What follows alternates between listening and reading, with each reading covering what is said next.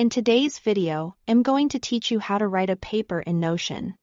We'll set up a simple workflow that keeps your sources organized and your writing clean, so you can focus on thinking and drafting instead of juggling tabs and files.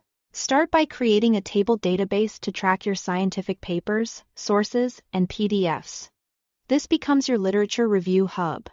Add entries for each article you plan to consult and attach PDFs or paste links so everything lives in one place. This prevents scattered downloads and helps you return to key passages quickly. Next, add properties to the table to make it truly useful.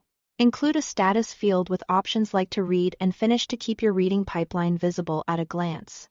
Add a source link so you can jump back to the publisher or repository. And a date read field to timestamp when you completed a paper. These small details make it easy to sort and remember what you've covered, especially when deadlines get close. Now, create your paper page and define the structure with headings.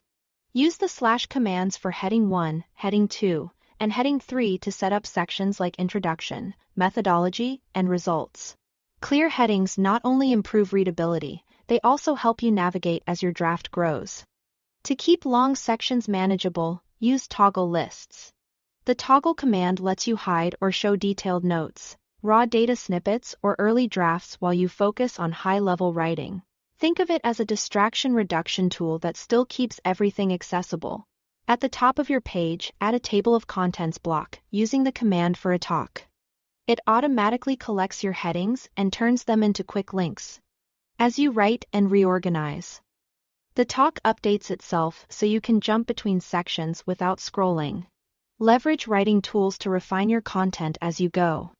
While typing, use markdown-style shortcuts, 2 asterisks for bold, 1 asterisk for italics, and 3 hyphens on a line for a clean horizontal divider. These keep your hands on the keyboard and your formatting consistent. When you want a second opinion, highlight text and select Ask AI to summarize sections.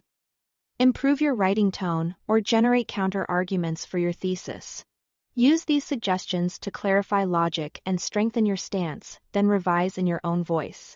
Finally, open the 3-dot menu at the top right and switch to the serif font for a traditional academic feel, or enable full width to maximize your writing space. Choose what helps you think best. That's the workflow. Organized sources, clean structure, and thoughtful refinement all in one place. Thanks for watching.